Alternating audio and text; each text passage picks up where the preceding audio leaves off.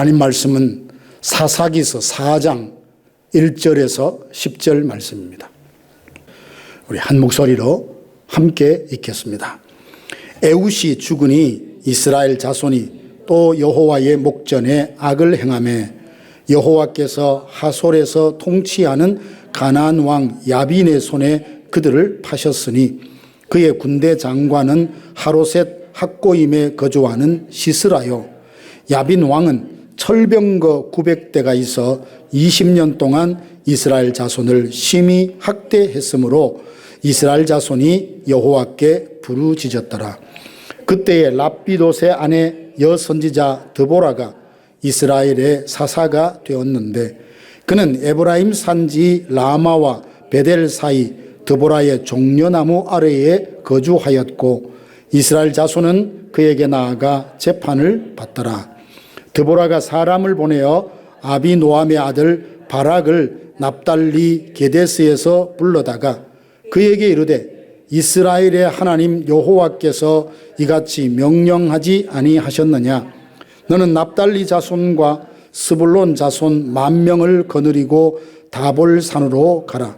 내가 야빈의 군대 장관 시스라와 그의 병거들과 그의 무리를 기손 강으로 이끌어 내게 이르게 하고 그를 내 손에 넘겨주리라 하셨느니라.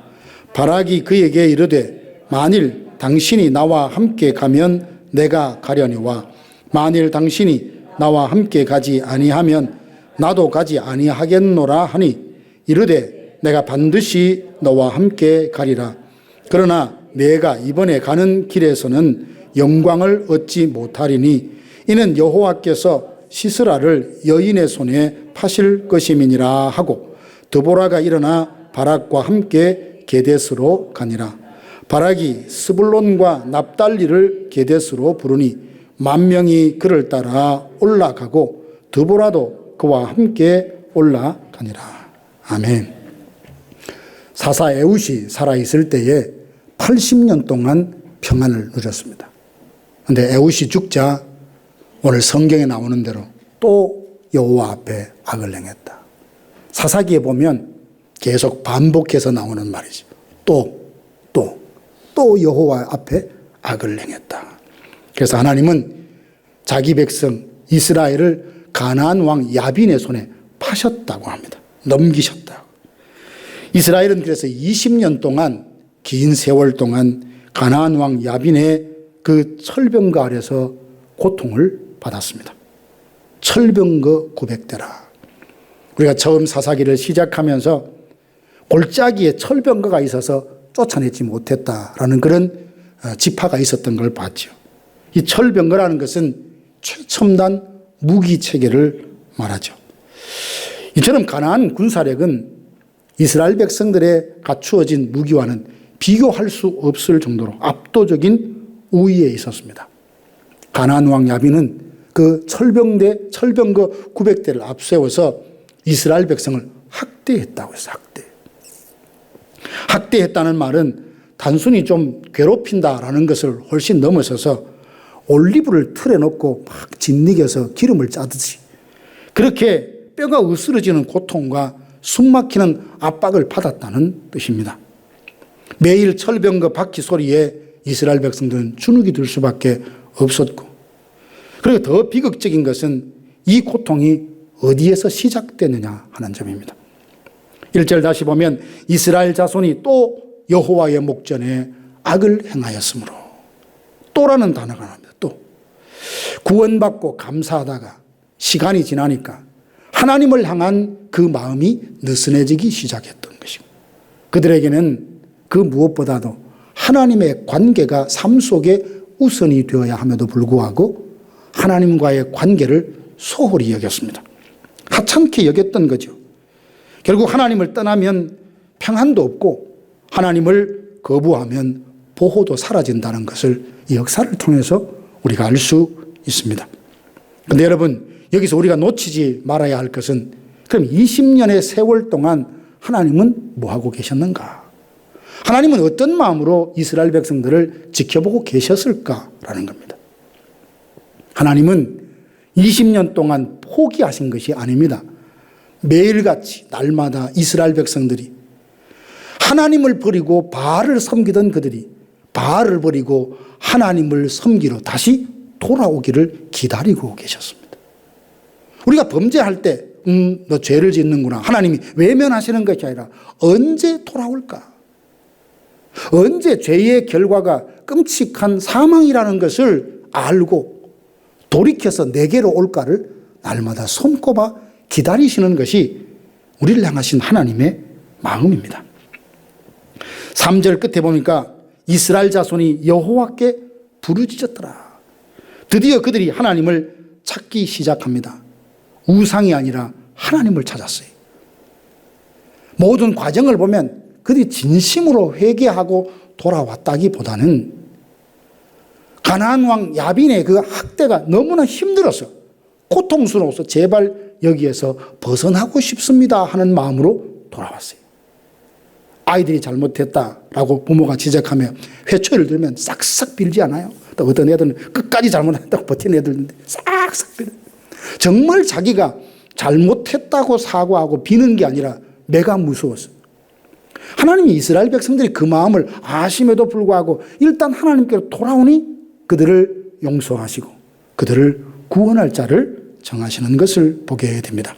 결국 하나님의 구원은 인간의 힘이 아니라 하나님의 능력을 구하기 시작할 때 하나님이 그들을 구원해내셨다는 사실입니다. 하나님께서 이스라엘 백성들을 가나안 왕 야빈의 손에서 구원해내시는 오늘 본문의 내용을 보면서 몇 가지 깨달은 점이 있습니다. 먼저는 하나님은 아무도 예상치 못한 방법으로 역사하신다는 걸 알게 됩니다.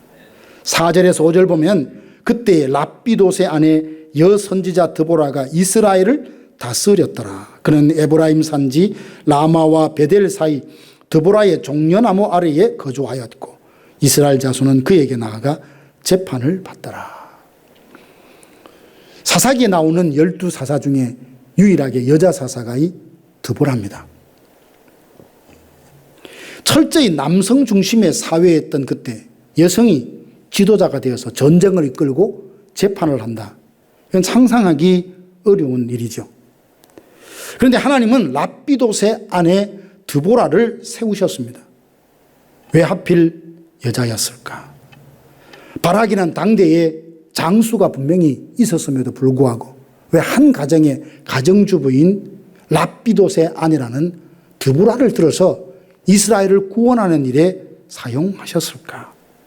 이건 일종의 우화이기도 하지만 당시에 바락이 있었음에도 불구하고 이스라엘이 남성다움 하나님의 사람으로서의 용맹함을 다 잃어버렸다는 것을 또한 보여주고 있는 표현입니다. 이러보건대 승리는 남자가 주도하느냐 여자가 주도하느냐 능력 있는 사람이 앞장서느냐 아니냐에 별 중요하지 않습니다. 중요한 것은 하나님 앞에 하나님의 영에 온전히 붙들린 사람이냐 아니냐가 중요한 거죠. 우리가 삶 속에 승리할 수 있는 것은 개인의 능력이 출중해서라거나 우리가 강해서도 결코 아닙니다. 그럴 만한 조건을 갖추었기 때문도 아닙니다. 오직 하나님께서 이기게 하시니 우리가 승리를 거머쥘 수 있는 거죠.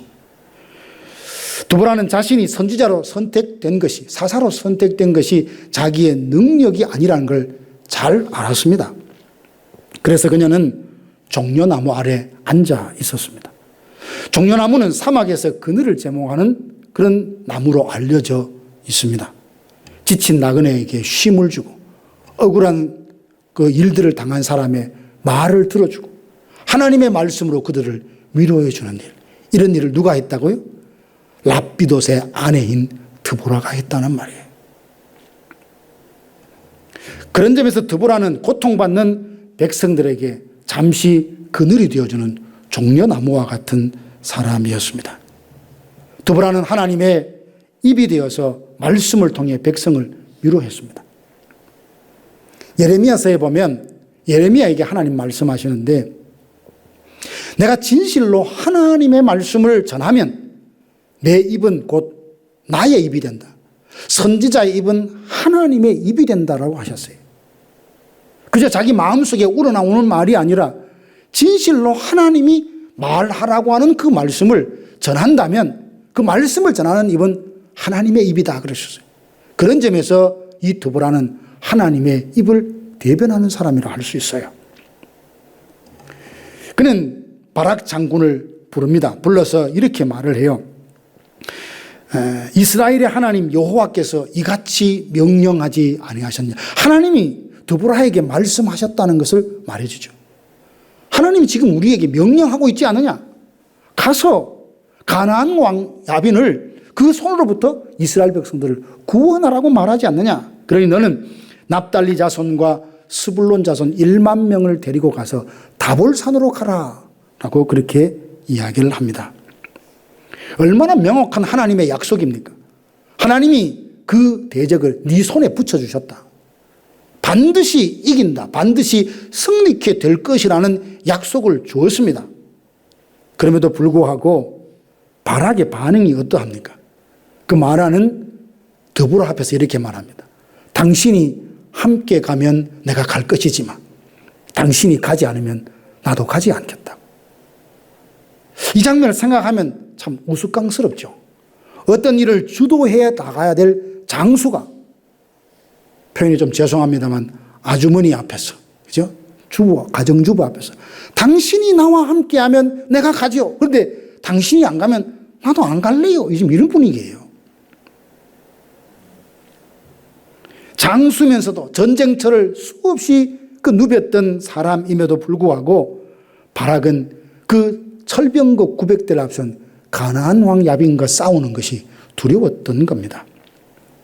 그래서 드보라에게 당신이 나와 함께하면 내가 갈 것이지만 함께 안 하면 나도 안 가겠다고 말합니다. 이것이 바로 이스라엘 백성들의 영적 자화상입니다.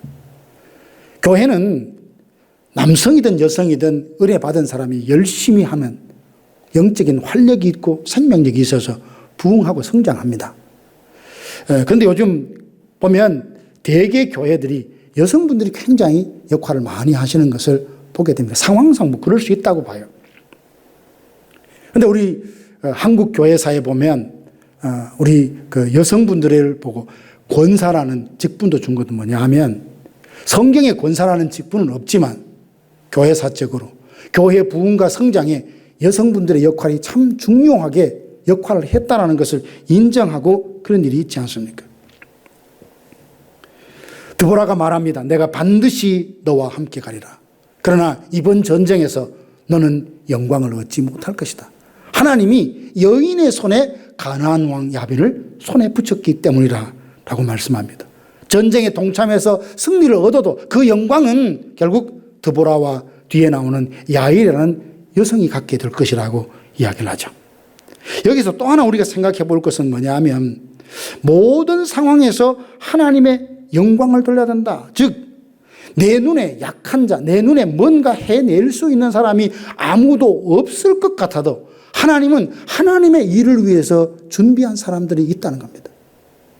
이스라엘 백성들 바락이 둘러봐도 자기와 함께 싸울 만한 장수들이 없어요.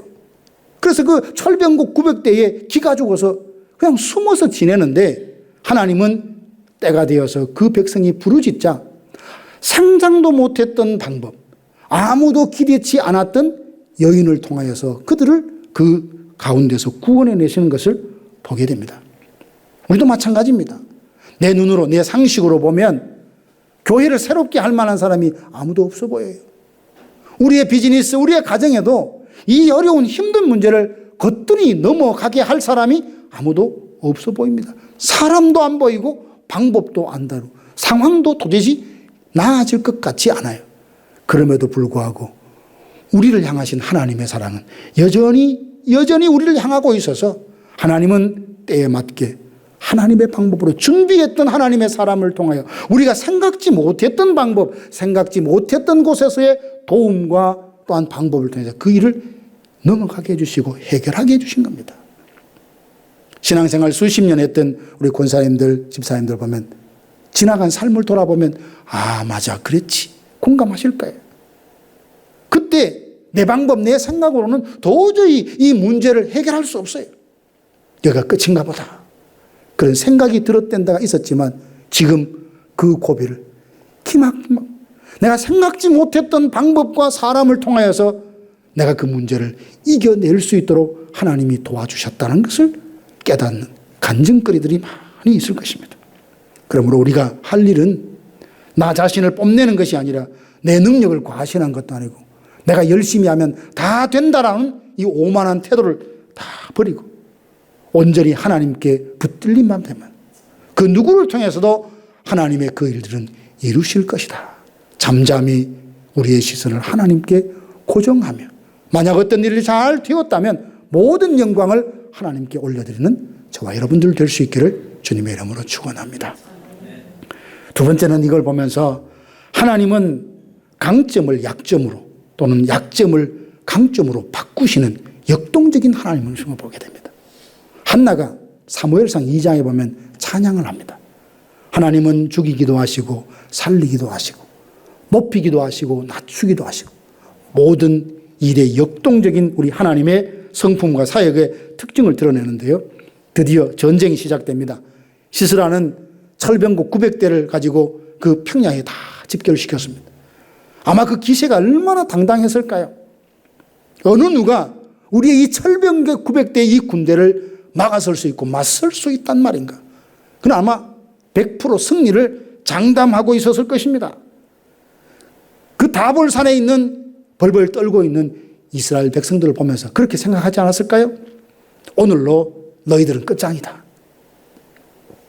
그런데 5장 4절과 5절 20절에서 21절 보면 하나님이 이 전쟁에 참여를 하십니다. 개입을 하셔요. 주께서 세일에서부터 나오시고 에돔 들에서부터 진행하실 때에 땅이 진동하고 하늘도 새어서 구름이 물을 내렸나이다. 하늘의 별들이 싸웠으며 무슨 말입니까? 하나님의 명령대로 다볼산에서 다 모였습니다. 그런데 가나안 왕 야긴은 그 이스라엘 평양이 다 집결됐는데요. 하나님이 개입하시니까 무슨 일이 났습니까? 갑자기 폭우가 쏟아집니다. 폭우가 쏟아지니까 비가 없을 때는 그 마른 땅에 철병거가 얼마나 신나게 담대하게 달렸겠습니까? 아무도 감당하지 못했는데 하나님이 개입하셔서 구름과 하늘을 열고 비를 갑자기 쏟으시니까 철병거가 무용지물이 된 거예요. 전쟁을 시작하기 전에는 내가 철병거 이 강점을 갖고 있기 때문에 반드시 승리한다 했지만 하나님이 그 전쟁에 개입하니까요. 인간이 강점이라고 생각했던 것들이 무용지물이 되어 오히려 자기에게 침이 되어버리는 것을 보게 됩니다. 여기에 역설이 있습니다. 세상에서 가장 강하다고 여겨지는 것이 하나님 앞에서는 큰 약점이 될 수도 있다는 사실. 시스라의 강점이 뭐였습니까? 철병거였습니다. 철병거. 그런데 하나님께서 함께 하시자 인간이 믿고 의지하는 철병거는 아무 쓸모가 없는 것이 되어버렸습니다. 이것이 하나님 없는 인생의 비극적인 결말입니다. 돈이 많은 게 장점이다. 힘이라 생각하고 자기의 돈을 자랑하며 의시되던 사람, 만약 그 심령에 하나님이 없다면 그 돈이 그 인생을 구원해 줍니까? 그에게 많은 지식이 있다고 칩시다. 그러나 그 마음속에 하나님을 경외하는 것이 없다면 그 지식은 그로 하여금 교만하게 해서 결국 거꾸로지게 만들 것입니다. 권력이 장점이라고 생각하십시다. 그러면 그 권력을 하나님의 뜻 가운데 뜻대로 사용할 줄 모르는 하나님을 인정하지 않는 사람이 권력을 잡는다면 그 권력 끝은 비참하고 허무하게 끝나고 말 것입니다. 이와 같이 하나님 없는 인간이 생각하는 강점은 결국 결정적인 순간에 자기에게 아무런 도움도 힘이 되지 못합니다. 롯은 요단들을 보면서 굉장히 흡족했습니다. 야, 물이 이렇게 넉넉하구나. 목초지가 이렇게 넓게 펼쳐져 있으니까 이제 가축을 기르는데 아무런 문제가 없다. 그는 자기의 목축업의 대단히 장점이라고 여겼던 요단들, 소돔, 그것은 결국 그의 신앙을 잃어버리게 만들었잖아요. 아브라함은 헤브론 땅에 남겨졌습니다. 척박한 그 땅, 그것은 그야말로 살아가기에 약점일 수밖에 없고 그리고 핸디캡일 수밖에 없죠. 그러나 그곳에서 하나님만 바라보았던 그 아브라함은 믿음을 지켰고 믿음의 조상의 반열에 오르게 됩니다. 마찬가지입니다. 세상이, 사람이 이것이 강점이다, 이것이 약점이다, 그 판단에 우리의 생각과 감정이 휘둘릴 거 없습니다. 약점이라고 생각했던 것이 하나님의 손에 붙들리면 얼마나 놀라운 일을 행하는지 곧 나타납니다. 시스라가 철병거를 놔두고 그냥 열심히 도망갑니다. 모습이 좀 우스꽝스럽지 않나요? 큰 소리 쳤던 그가 막 도망가. 어디로 갑니까? 바로 그 헤벨의 집안 있는 야엘의 장막으로 숨어듭니다. 성경에 보면 헤벨의 집안은 이 야빈왕 가나안과 화친 관계에 있었다, 이렇게 말합니다. 그러니까 당연히 찾아가서 가면 자기가 보호를 받을 줄 알았죠. 야엘이 장막에 있다가 시스라가 허겁지겁 달려오는 걸 보고 영접을 합니다. 내 주여 돌이키소서, 내게로 돌이키시고 두려움하소서. 그렇게 그에게 우유를 먹이고 이불을 덮어주고 아무도 오지 않았다고 해달라는 그의 부탁도 들어줍니다. 얼마나 마음에 평안했습니까? 그래서 이불을 덮어준 대로 푹 잤습니다. 푹 잤어요. 깊은 잠에 빠졌습니다. 바로 그때 야엘이 움직입니다. 야엘이 장막 말뚝을 가지고 손에 방망이를 들고 그에게로 가서 그 관자놀이를 뚫어서 기절시켜 죽입니다. 천하를 호령하던 군대 장관이 여인의 손에 들려진 장막의 말뚝과 방망이에 맞아서 즉사하는 것을 보게 됩니다. 야엘의 손에 들린 것은 칼도 활도 창도 아니었습니다. 바로 장막을 견고하게 붙들어 세우는 말뚝에 불과했습니다. 야엘이 텐트 칠 때 늘 사용했던 도구였어요. 지극히 평범한 일상의 도구로 최고의 장수라는 시스라를 죽였습니다. 하나님의 주권에 인간의 순종이 더해진다면 아무도 할 수 없다던 일, 아무도 될 수도 없다는 그 일이 되어지고 또한 기적이 나타나는 것을 보게 됩니다. 사랑하는 성도 여러분, 하나님께 쓰임 받으려고 하면 특별해야 한다거나 대단해야 된다거나 일반 사람들이 근접할 수 없는 비범한 능력이 있어야만 한다는 생각은 잘못된 생각입니다. 능력이 있는 사람도, 부유한 사람도, 재능이 있는 사람도 하나님 앞에 쓰임 받을 수 있습니다. 그러나 그것 때문에 하나님이 사용하시는 건 아니라는 걸 아셔야 되죠. 그저 늘 사용하던 그 말뚝, 방망이면 충분합니다. 우리의 마음이 하나님께만 고정되어 있다면 일상의 도구로도 놀라운 승리를 거둬낼 수 있는 우리 하나님이십니다. 여러분이 매일 드리는 그 기도, 늘 읽는 성경 구절, 자녀에게 건네는 축복의 말, 이웃에게 베푸는 그 작은 친절, 교회를 위해 드리는 헌금, 그게 다 시스라를 무너뜨리는 야엘의 말뚝이 될 수 있습니다. 우리가 비록 늙고 힘이 없다 할지라도, 대단한 장수가 아니어도, 전쟁에 특별한 경험이 없다 할지라도 내가 하나님 앞에 서 있다는 그 자체, 하나님의 영에 붙들렸다는 그 자체가 여호와의 군대로 영적 전쟁에서 승리할 충분한 자격과 조건을 갖춘 겁니다. 하나님은 우리의 능력을 보시는 것이 아니라 우리의 마음을 보십니다. 있는 모습 그대로 주님 앞에 나와서 주님께서 인도하시는 대로 따라가고 순종하면 하나님은 나를 통해 놀라운 일을 행하십니다. 그리고 그 영광을 받으십니다. 여기서 놓치지 말아야 할 중요한 것이 또 하나 있습니다. 그것은 야엘의 선택과 용기입니다. 결단과 용기입니다. 야엘이 말뚝을 든 것은 삶의 방향을 바꾸는 아주 중요한 결단이었습니다. 생각해 보십시오. 야엘의 남편 헤벨의 집안은 야빈 왕과 화평한 관계에 있었습니다. 그러니까 인간적으로 보면 시스라를 숨겨주는 것이 상식적이고 맞는 거죠. 우리 집안은 그 가나안 왕과 좋은 관계에 있으니 앞으로도 무역을 하거나 그 일을 위해서는 오히려 시스라를 숨겨주는 것이 현실적으로 유익이 된다고 생각할 수 있습니다. 그런데 이 세상의 논리를 깨고 현실적이고 실용적인 판단을 무시하고 야엘은 세상과의 화평을 깨고 하나님과의 관계를 바로 맺었습니다. 이걸 선택했죠. 왜 이런 결단을 했을까? 야엘은 알았습니다. 하나님을 대적하는 자의 그 결말은 오늘 권력이 있고 오늘 힘이 있고 오늘 그 뭔가 할 수 있어 그 끝은 반드시 멸망이라는 걸 알았던 겁니다.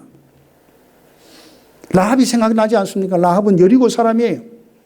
근데 정탐꾼이 왔을 때 정탐꾼을 숨겨주고 보내면서 그의 마음속에 소망을 드러냅니다. 나도 이스라엘이고 싶다. 그런 여리고 사람이 그런데 어떻게 이스라엘이 되고 싶은 생각을 가졌을까? 광야에서 행진하는 그 이스라엘 백성들의 과정과 결말 과정을 보니까 하나님이 함께 하시는 백성이 어떤 삶을 사는지 소문을 듣고 알았기 때문에 내가 비록 여리고 사람이지만 이 여리고와 함께 멸망될 인생이 되고 싶지 않다는 거예요. 하나님께서 축복하시고 돌보시는 그 백성에 편입되고 싶다는 간절한 마음을 가졌어요. 이게 바로 오늘 여기 나오는 야엘과 같은 마음이죠. 야엘은 이스라엘 여인이 아닙니다.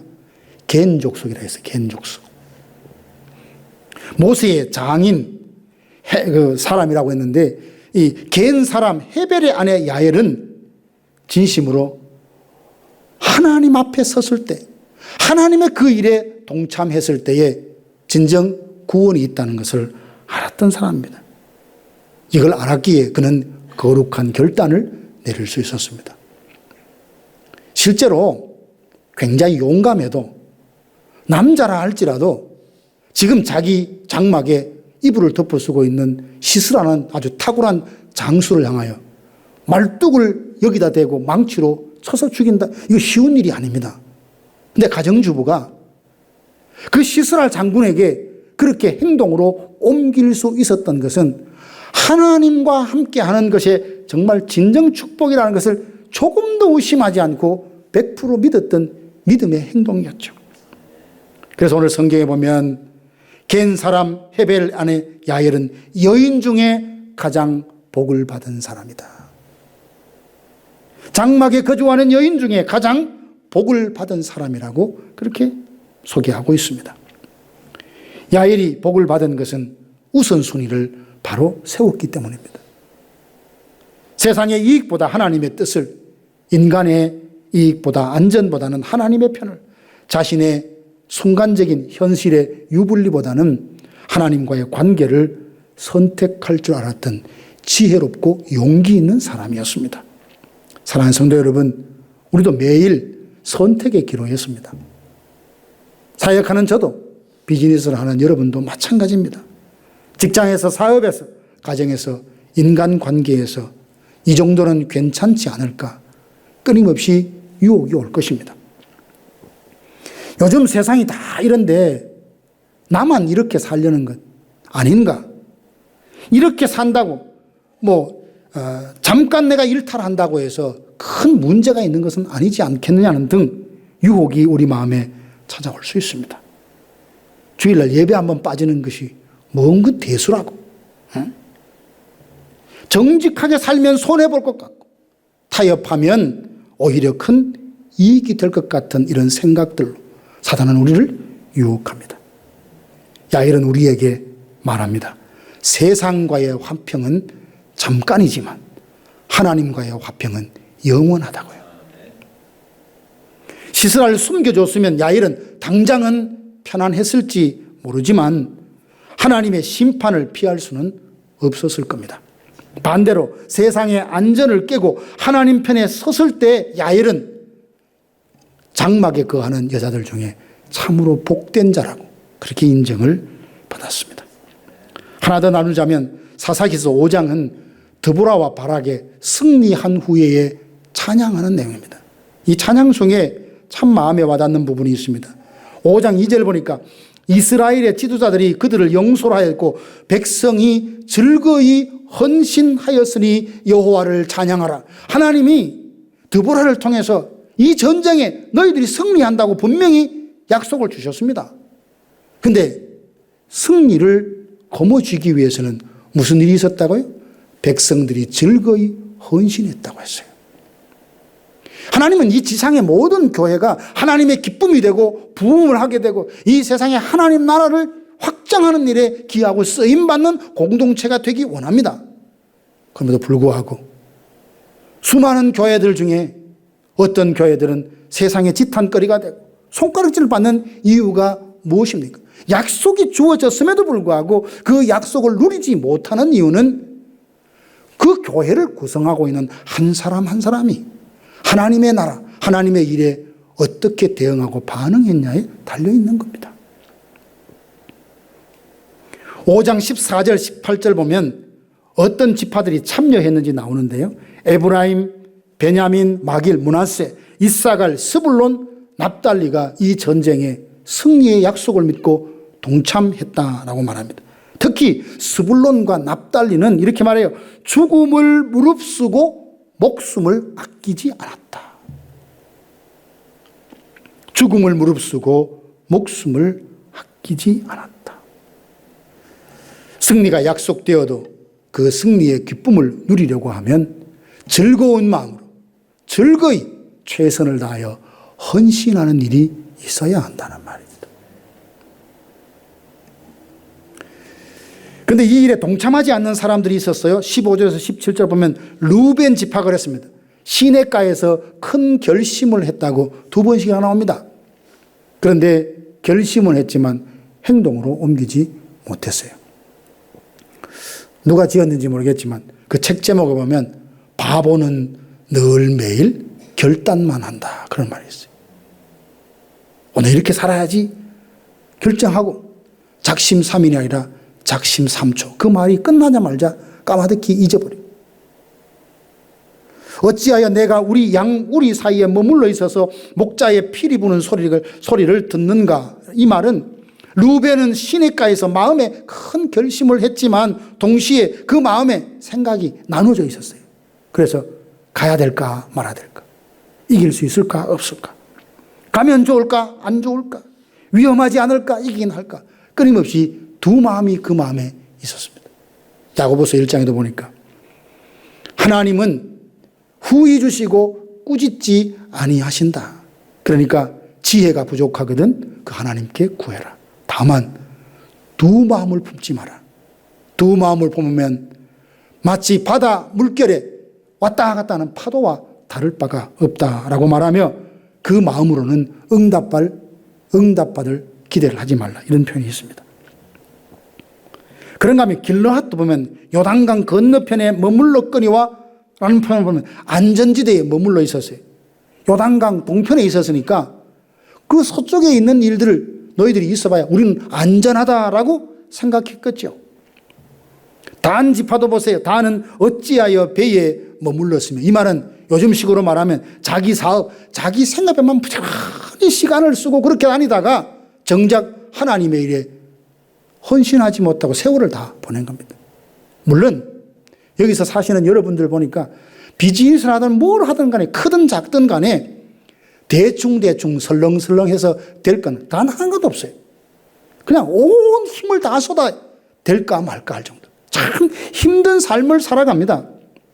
근데 이 단처럼 단은 어찌하여 배에 머물렀으며, 언제나 이렇게 무역이 잘 되고 있는데, 일이 잘 되고 있는데 그걸 놔두고 내가 전쟁에 참여하라고? 참여하지 않았어요.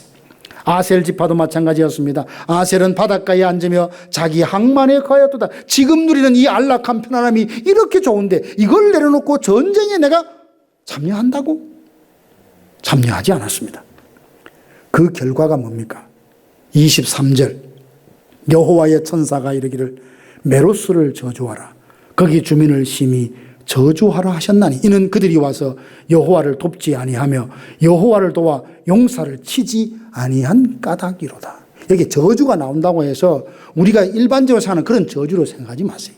여기에서 메로스가 정확히 어디인지는 확실하지 않아요. 하지만 문맥을 쭉 보면 지금 누구를 향하여 말하고 있냐면 적장 시스라와 그의 군대가 패배하여 도망칠 때 방관하고 내버려뒀던 사람, 오히려 그들을 도왔던 사람들을 향하여 저주를 말하는데, 이 저주는 여호와를 돕지 아니하며라고 했는데, 하나님은 우리의 도움이 필요하신 분이 아니십니다. 하나님은 우리 없어도 시스라를 이길 수 있어요. 그러나 그 일에 돕지 않고 방관하고 무관심했던 사람은 결과가 어떠하냐? 정말 하나님께서 승리의 축제와 영광일 때 거기에서 제외되는 것을 말하는 거죠. 교회 안에서 일어날 모든 일들 기쁨으로 동참하고 헌신하면 그 마음이 복된 것은 헌신할 수 있음도 감사하지만 일이 잘 되었을 때에 그 축제와 영광을 내가 함께 누릴 수 있게 된다는 거예요. 이게 얼마나 감사한지 모릅니다. 교회를 위해서 기도하잖아요. 그러면 교회가 잘 돼요. 부흥이 돼요. 그러면 교회가 잘 된 것에 대한 영광과 축복을 내가 함께 누릴 수 있게 되는 거죠. 그래서 헌신은 하나님의 필요를 채우는 것이 아니라 우리가 하나님의 그 기적에 동참하는 특권인 겁니다. 하나님 영적 전쟁에는 은퇴가 없습니다. 여러분의 기도가 시스라의 철병거를 무너뜨리는 무기로 하나님이 사용하십니다. 여러분의 한마디 격려가 낙심된 영혼을 일으켜 세우는데 하나님이 사용하십니다. 루벤처럼 계산만 하고 있다가 기회를 놓치지 않으시기 바랍니다.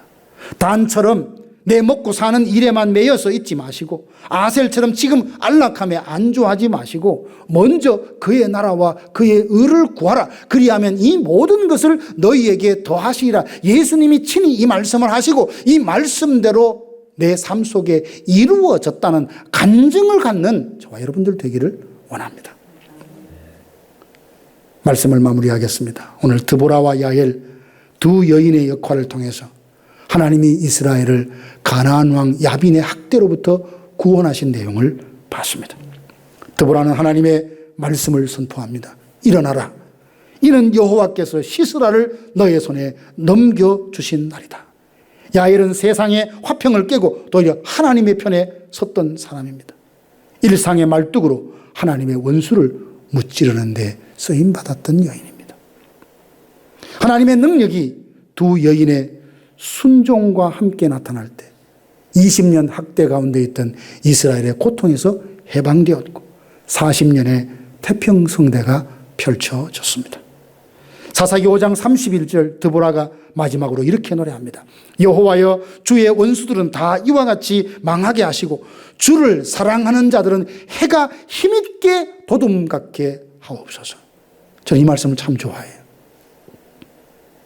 주의 원수들은 다 이와 같이 망하게 하시고 주를 사랑하는 자들은 해가 힘있게 도둠같게 하옵소서.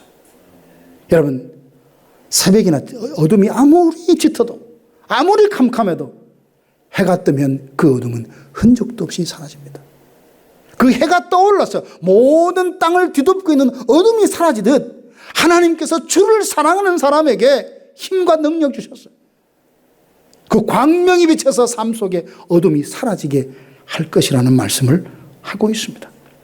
20년의 긴 밤이 있었지만 이스라엘 백성들에게 아침이 왔습니다. 철병거의 위협이 있었지만 평화가 왔습니다. 절망의 신음이 있었지만 이제 승리의 찬양이 터져 나옵니다. 그런데 드보라는 태양이 힘있게 도둠같게 해달라 이렇게 기도하는데 세상이 너는 안 돼, 너는 약해, 이미 늙었잖아, 이제까지도 못했잖아 라고 말하며 우리에게 정말 자신감을 떨어뜨리려 할 때 생각하십시오. 아침 해가 힘있게 떠오르는 것처럼 하나님은 우리에게 능력 주시고 지혜 주셔서 그 힘있게 태양이 떠오른 것처럼 이 세상의 승리자로 그 영광을 누리게 하실 줄로 믿습니다. 우리 마음에 그 소망 가지고 비록 나 자신이 드보라와 같고 야엘과 같은 변두리에 있고 사람들이 기대하지 않는 약함이 있다 할지라도 주님 손에 붙들리면 놀라운 일을 행하실 것이라는 그 믿음으로 하루하루 정말 놀라운 주를 사랑하는 자들에게 약속하셨던 해가 힘있게 도둠 같은 이런 은혜를 누리시기를 주님의 이름으로 축복합니다.